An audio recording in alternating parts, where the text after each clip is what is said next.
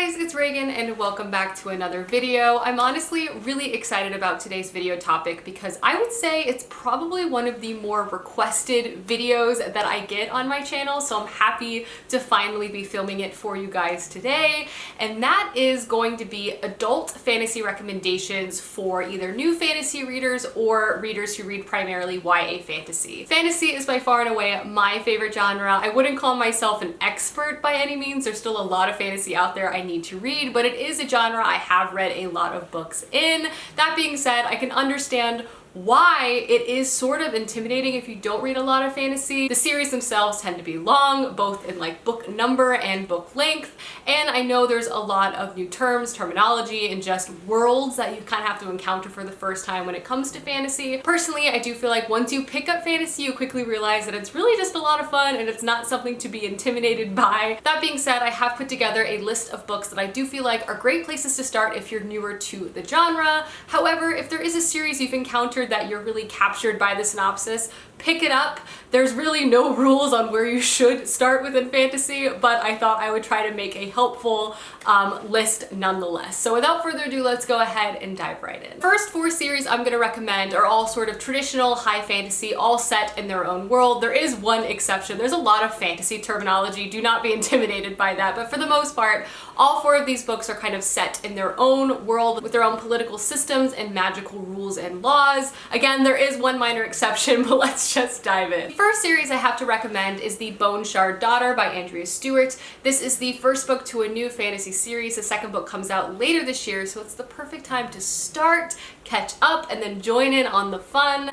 This is a really imaginative, multi-perspective fantasy story that has a really gripping central mystery. This is set in a world where the Phoenix Emperor has kind of been controlling this empire with an iron fist for the past 100 years, and he's been able to do this with the power of Boneshard magic. Boneshard magic powers these things called constructs, and constructs are these sort of inanimate objects brought to life, and their abilities come in a really broad range. Some constructs can carry out really complex tasks. In fact, there are constructs that are advisors to the Emperor itself, but there's also really simple tasks that they accomplish as well. However, the Emperor's rule is beginning to falter, and revolution is beginning to occur in different areas around this empire, and is beginning to get closer and closer to the central power itself. One of the primary main characters we follow is Lynn, who is actually the daughter of the Emperor, and she has been kind of kept in the shadows and in the dark of his actual power, but she is determined that she is going to learn the secret of Boneshard magic. However, the deeper she digs, the more she begins to realize there's a larger conspiracy at play. We also follow a smuggler-based character, as well as a very mysterious character who's very focused on picking mangoes on some sort of remote island. This is a story full of political intrigue, so many different characters to root for, not to mention a really dark and intricate magic system that's really well constructed and well explained.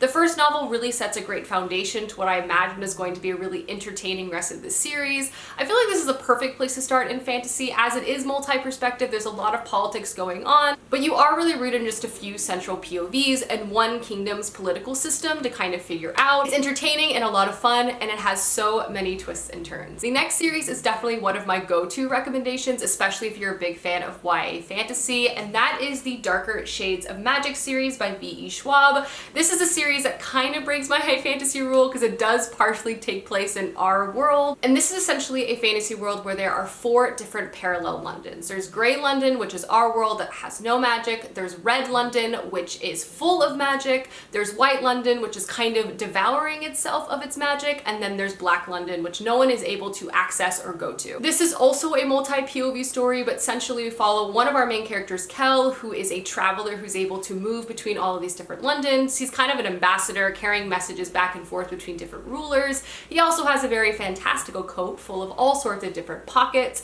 We follow another character, Lila Bard, who is in Grey London, and she's basically seeking and searching for a better life and kind of runs into Kel, and their adventure spirals out from there. You also follow a variety of different side characters, close family members, and other people kind of present in these different Londons with their own political agendas and ideas. For obvious reasons, I feel like the this is a perfect book to pick up if you love YA fantasy. For one, V.E. Schwab is a very beloved author. She's written a lot of fantastic YA novels, and the writing style that you might have encountered in some of your favorite YA stories by her is definitely present in this as well. However, you will also encounter a very expansive and immersive and colorful world. There's so much adventure and magic seeped within this story. The first one, I will say, is just alright in my opinion, but I do feel like the story escalates pretty successfully in books 2 and 3, particularly book 2 centers around a magical competition, and it's just so much fun. And while I definitely think this series does have quite a bit of politics at play, I wouldn't say it's heavy on the politics, and it's definitely more of a character-led fantasy story following a variety of characters that you really just do fall in love with.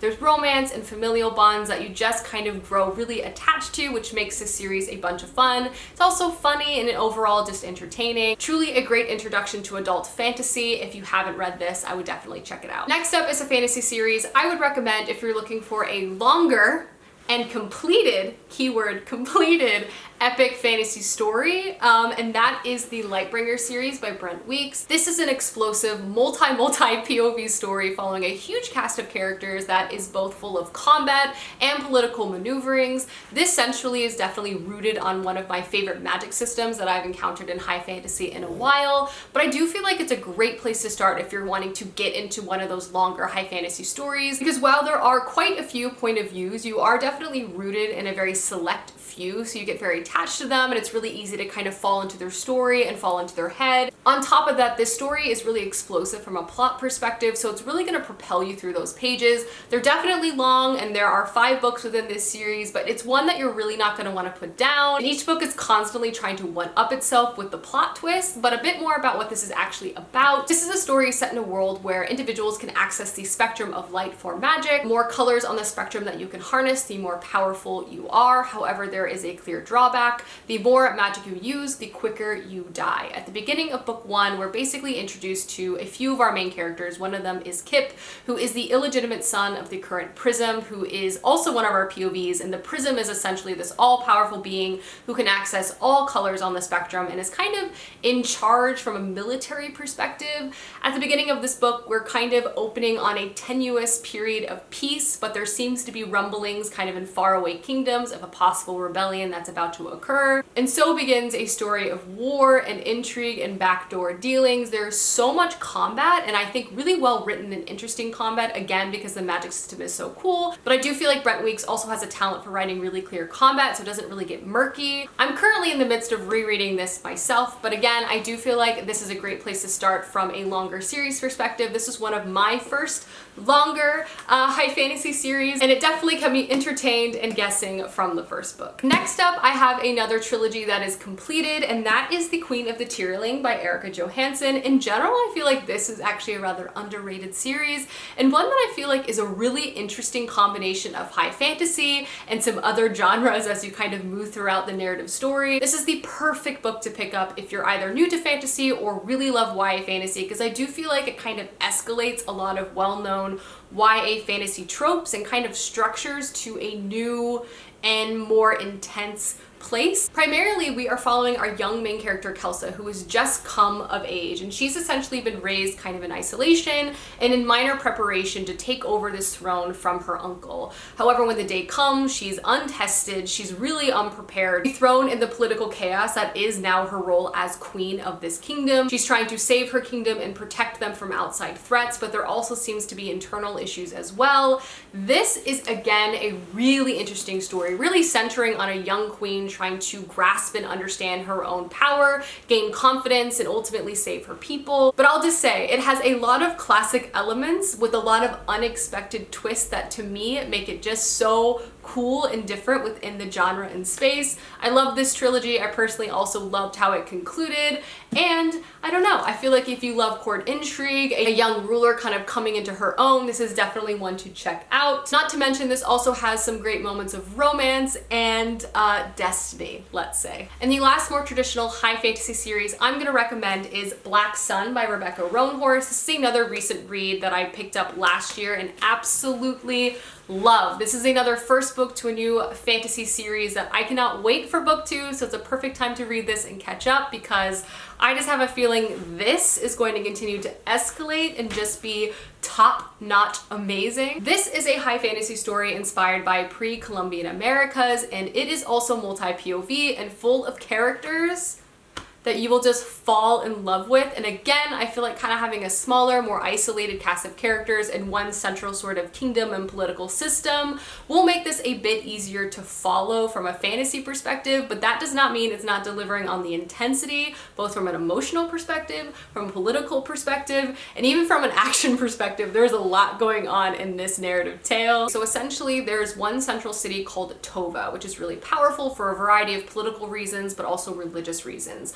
There in Tova, there is this sort of tower where a few religious figures exist. One of our POVs has just recently ascended to this really powerful priest position. However, she quickly realizes that there are other players kind of interested in controlling the strings in the town, and there's a lot of unrest, not only between the different religious groups, but also internally within one specific group. Shifting over, we also follow one of our other main characters, Zyla, who is a ship captain, and she essentially takes on a charge of delivering precious cargo to the city of Tova ahead of the solstice. This cargo is a person who she is told is no one to worry about, completely harmless, but she really suspects otherwise. And this person is our other POV, Sarah Pio, who's essentially been raised in isolation as part of this cult offshoot of a religious group present in this story. All of these characters begin to become connected in unexpected ways, particularly Zyla and Sarah Pio. Their perspectives are just so well written. I am not exaggerating when you say you just fall into the heads of these characters and fall in love with them.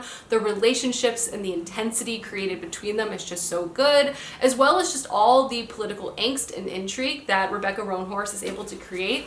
And honestly, not a lot of pages was both believable and intense. Again, if you want romance, politics, adventure, this is definitely a book to pick up. It also has kind of a dark religious cult element and some really interesting flashbacks that will make you catch your breath a bit. But the author also does such a wonderful job composing this world without using like pages on pages of info dumping. It just feels so easy to fall into, and before you know it, you'll be inside these characters' heads and inside their stories, and you will not be able to put it down. It's honestly just one of the best fantasy releases I've read in a while, and I feel strongly if you give it a chance, you will love it. I just want more people to read fantasy, and you should definitely check this out. The next books I'm going to talk about are a slight shift in genre, and they're all part of the category of urban fantasy, which is essentially a subgenre of contemporary fantasy, which means fantasy set in our world with magical influence and also set in a city. That's the urban fantasy component of that definition.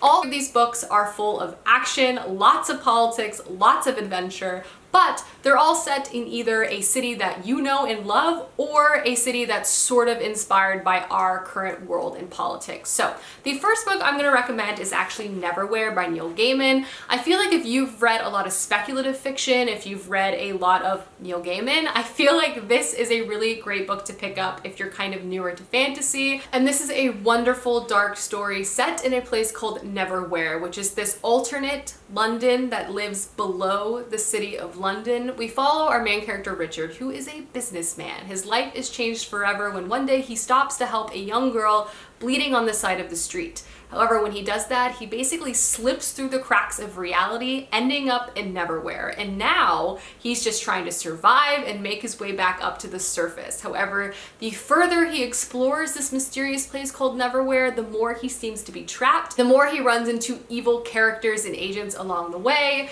This is atmospheric, full of Neil Gaiman's wonderful writing, and truly I feel like a perfect example of urban fantasy. This book is not very long, and if you're looking for just a peculiar, fantastical adventure, this is a great place to start. I love urban fantasy. It's definitely one of my favorite genres within the fantasy space, particularly urban fantasy like this, that's just transportive and imaginative and full of bizarreness. I would definitely recommend this. Next up, I have Jade City by Fonda Lee. This is just, if you love action, if you love family drama, if you love mob, mafia, organized crime, you should definitely check this out because it has all of the above. This is an Asian-inspired urban fantasy story set in the fictional city of Kekon. In it, you follow a variety of points of view, all a part of the same crime family. This particular family has been kind of controlling half of the territory for quite a few years now, and they have been at war with another crime family, which kind of begins to heat up at the beginning of this novel.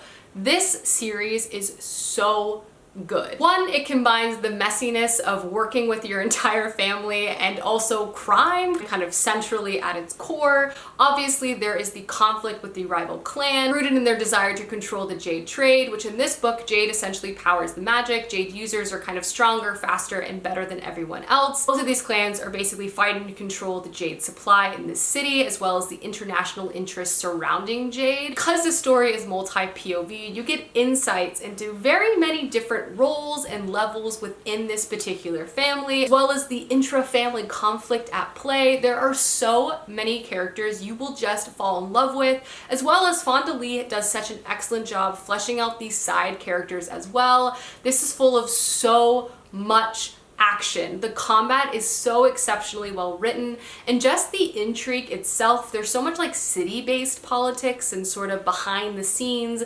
shadow-based politics that are so good. And the second book really escalates everything that occurred in the first one and kind of turns everything international as well. Again, crime families fighting over territory. You will not be able to put this down. If you love political thrillers, if you like family drama, just anything with combat and adventure, if you like action films, like this is a book that you will absolutely fall in love with. Alrighty, and the last two books I'm going to talk about today are my beginner Brandon Sanderson recommendations. I feel like I get a lot of questions on where and how to start reading Brandon Sanderson. Again, in my opinion, there's really no right answer. You can start wherever you want. Obviously, there is a Cosmere reading order, which if you want to look up, you can technically follow that route. However, if you're kind of looking for a place to start and you're kind of intimidated by his overall catalog, these are the two places I personally would recommend. The first is if you're looking for a series to start with, I always say start with the Mistborn trilogy by Brandon Sanderson. I feel like this is a great entry point to his works. This is where I personally started reading his books from, and it's also a great introduction to the Cosmere in general. I also feel like trope-wise and structure-wise, this is a really beloved setup. I will say though, it definitely escalates the setup. Where it starts is definitely very familiar, if you know what I mean. But this is set in a world where essentially the Dark Lord won. He has been reigning over his empire for 1,000 years, and it has been terrible. In this world, the magic system is centered around the consumption of metals. Different metals do different things, and if you're able to consume all of the metals, you are something called Mistborn. Enter our main character, Vin, who is an orphan, is discovered at the beginning of this book to be Mistborn, and she's essentially brought in to this sort of ragtag group of individuals who are all working to overthrow this Dark Lord. The first one is truly like an unlikely group of heroes working to overcome insurmountable odds. It's full of wonderful, cunning personalities, all with their own backstories and desires, and really centrally focused on our main character, Vin, who's a young girl kind of coming into her own power and her own magic. Again, this particular trilogy definitely escalates in a variety of different ways, but it definitely starts out in that sort of classic group of thieves sort of setup, which makes it both entertaining and also very comfortable, especially if, for say, your favorite book is Six of Crows, for example. I would definitely check this particular story out. But yeah, I love the Mistborn trilogy. I have read it many, many times. It's definitely my go-to recommendation for a starting place with Brandon Sanderson. And the last book I'm going to recommend is Warbreaker by Brandon Sanderson. This is actually a fantasy standalone. Technically, there is talks that there might be another book coming out attached to this, but I do feel like you can read this single book and have a full experience from beginning to end from a plot perspective. But in my opinion, Warbreaker is one of Brandon Sanderson's criminally underrated fantasy works. It is just so good, and it centers two sisters at the heart of it, and I just love this particular setup, their relationship throughout this narrative tale, and honestly, just watching them grow into their own power and selves, again, I feel like can be connected to a lot of popular YA fantasy series out there, but this is a really imaginative tale that essentially follows two sisters who are also two princesses. One sister is sent off to marry the God King, who is this all-powerful individual who's been kind of locked away, and he himself is trying to overcome some sins of his past. This is a world where individuals who have committed a great deed in life can come back in their death as a god, but they're all again isolated to this one pantheon and they can't really interact with the outside world.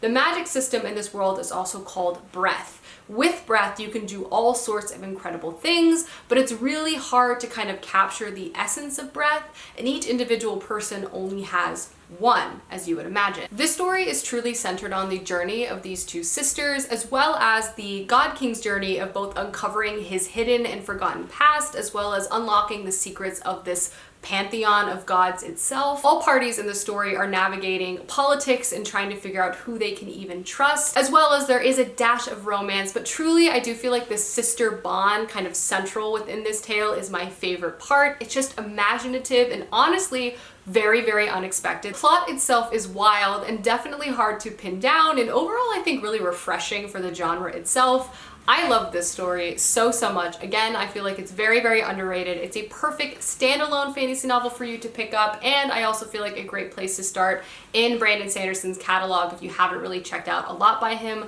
before. Alrighty guys, those are my beginner fantasy recommendations. Let me know down below some books you think would be great places to start in the fantasy space, or just some of your favorite fantasy series, as I'm always looking for new recommendations. But I hope you guys enjoyed this video, and I will see you soon with another one soon. Goodbye.